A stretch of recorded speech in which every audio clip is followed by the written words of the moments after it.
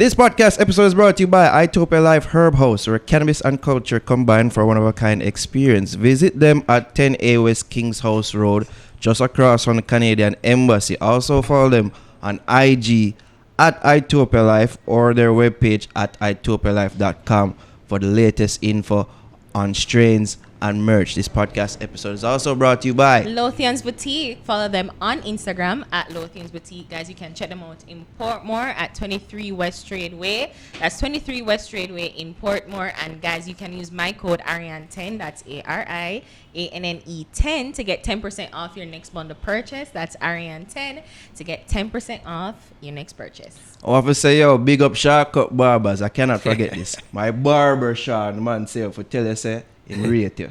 Them say, yo, me I go do it. And say, you're not going to do it. Man say, bet. You going to see me do it in the intro of the video. Them. Big up Barber, yeah. The big up Shortcut Barbers Shortcut located Barbers. at 9 Brandstraff Square. Steve, big up your damn self. There you go. Sean, you can give me a special gift. Yeah, you don't know. Shortcut Barber, salute. See it there? See the Steve. You can get Your that free haircut for life. We have a big up Fix merch. Yeah, Alright, you can cop the black tee with the white logo, the blue tee with the faded logo, the Fix mask, as well as the Fix cup at teespring.com/stores/thefixja. Do you think that you would have, get the love, the respect, the admiration from Jamaican local fans if you continue or that you was part of tried the it? that was part of the gut feeling too. Yeah. Me trying to prove how bad I am and now where me come from and thing and people don't understand how I grew up. It's not no cushy lifestyle. You understand? People don't know. will not believe you. People don't know. My father crashed ganja plane at the Everglades. My father was in prison when he was 18-year-old. Robbed Home Electrics, who was his cousin's store.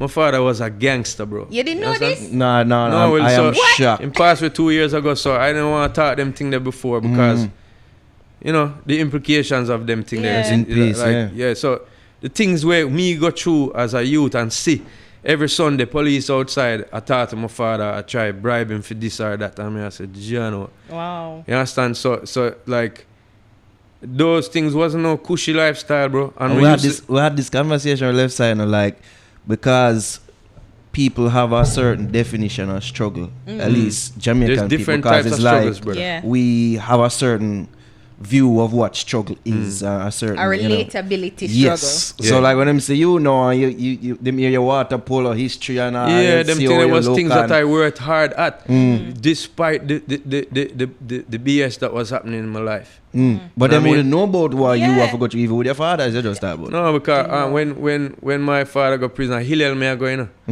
And the youth them said to me "You say your father prison and tease me." so wait, the kids at Hillel do tease people. Yeah, they do.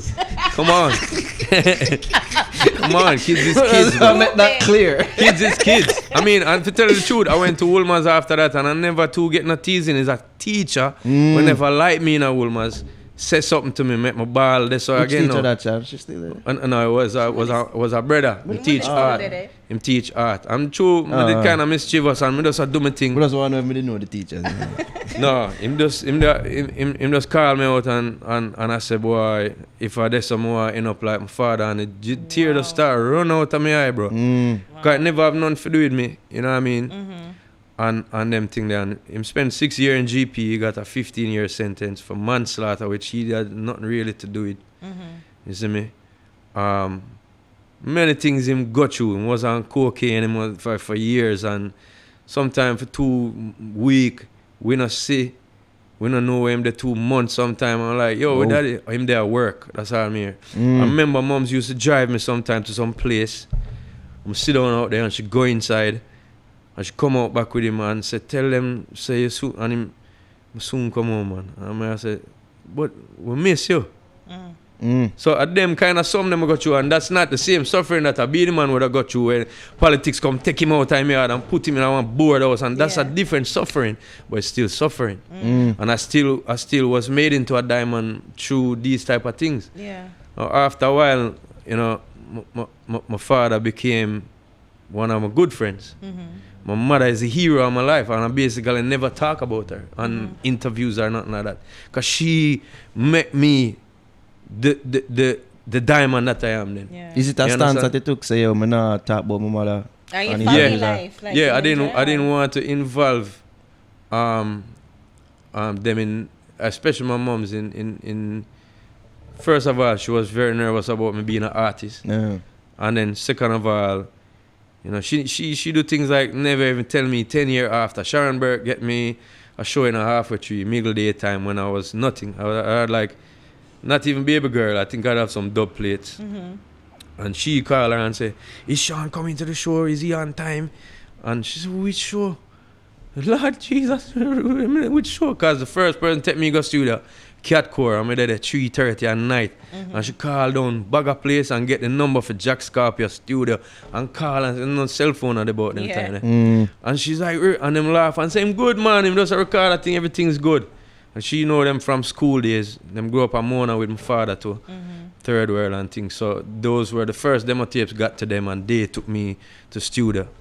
Seeing and she tell me the story, say the halfway through show that she and my grandmother, English lady, stand up behind the thesis so. And I look and I say, "Why Madu?" Oh, that scale line, that look like a Yeah, scale no, line. it was not scale line, it was beside the it was beside the it was where a bank is right now actually. NTV? Yeah. Oh, okay. Right, so Yeah. it was an open land behind it, a little open parking lot thing. And Okay. one truck back where we just stand up and DJ and Renaissance sit there and she freak out. She's like, "What is he doing?" Wow. And it's 10 years later when she just keep quiet about it. Mm. And then 10 years later she said, "You know me dead you know." I said, "What? You never tell me." Said she just never want to make me nervous neither or nothing, you know what I mean? So same way when I feel kinda nervous about it, her being there and things. So but deliberately kinda leave that part of my life out because not because I don't want people to know me. Everybody said immediately, uptown youth, uptown phenomenon, right? So people understood that, but I just also knew how gangster this business is. And I never want to put her back through, and my father put her through. I remember times where things would have dropped in the house, and she said, "Oh, Jesus Christ." I said, "What?" I said, "Swear you get shot." I was like, "What?" She That said, like "Yeah, some without silence." I PTSD. said, "We all watch movie I watch." Whoa. Because them things that was going on in our life. Wow. Threats and, yeah. So, me used to drive, my father used to drive one car. And the seat where me sit down now. So with me laugh now, because you have to put your son and your daughter in a seat and strap them up. I say, you never have that in the 70s. And when I sit down in that seat there, I tell you, I'm not kidding. The one big hole about this big in the ground. And like Flintstones, man, I tell you the truth. I could have put my foot, and I saw me have to sit to my foot. And if it rain, a piece of board go there, and cardboard go there. So when it rain, the seat now come up, the water now come up. And we never have enough money for brakes and them thing there. So more time you see me in my drive, I go up on the side of the road and if you stop and open and lick down people and these kind of things. Yeah, cause I'm gonna tell you something. When people tell me say clash is what sharpen you, I tell you say life sharpen you. If you never know if you do your life proper, like my father at first was like a kid still, you know what I mean? I don't mean that's know this and him know that too. You see, you know, my father, I'm a hero in a life too, and somebody who I love, right? So I'm not dissing my father. I don't want nobody come say, "Sean say him this and that." But if you don't have your life together, your picnic them are gonna suffer too. Them was on drugs them time, bro. You know what I mean? So sharp me yourself. You have enough people that drive some big car or them a lock some big gun and the house have gun and them not house. Like the gun have house and them not house. I'm thinking that don't make sense to me no more. Like I understood the culture. I just saw it go, yeah man, car. And then when we grow up now, it's like, no man. I think they're wrong. I think that don't make no sense It's to true me. because you know we've had several arguments about even like bad man song that influence people at like a picnic need them parents need to grow them picnic and stop blame artists and stop use artists as scapegoat and blah. And then I was the one that had that stance, and then you know you get old and you realize that parents do the best that they can, but you know, if you're not at homeschool, if you're not totally shut in and sheltered, there's so many other influences that could be greater. And then, you know, like, you probably my mom was a teacher, but, you know, suppose me did like the stripper lifestyle and find Yeah. somebody as a stripper and idolize them because them have Because fancy I know car a and all girl them like that stuff who were like going a good yard where it was like that just appealed to them. Yeah. And for whatever reason, whether it be abuse at home, like verbally or whatever, that them just gravitate towards that. Yeah. But I'm gonna tell you something, he's somebody who really believe in word sound power. Mm-hmm. Now, I don't know if people understand what that means. That simply means that your thoughts become things. You understand? So another thing to think about too, if you don't have no words, you don't really have no thoughts. The bigger your vocabulary is, you have more thoughts. Because if you buck your toe, you can't say blood clot. If you can't say it, you're only feeling it.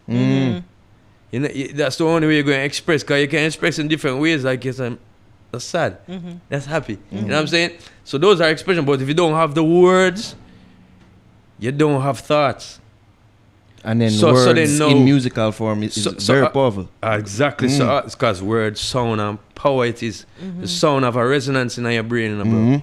See? So I'm not blaming it on DJs. I would never do that. But and as I said before, I think we are the newspaper of the street. Yeah. Especially the ghetto and DJs. That's the newspaper. That's the telegraph. That is. But then after a while, and so back in that day when it was with Cartel and Mavado, I had said that it's just too much now because I see my friend dead. Right? And we all know it's happening. We see it on the news every night. Watch it read it in the paper them. And then I go hear you sing about that back to me. It not sit well with me no more. Yeah.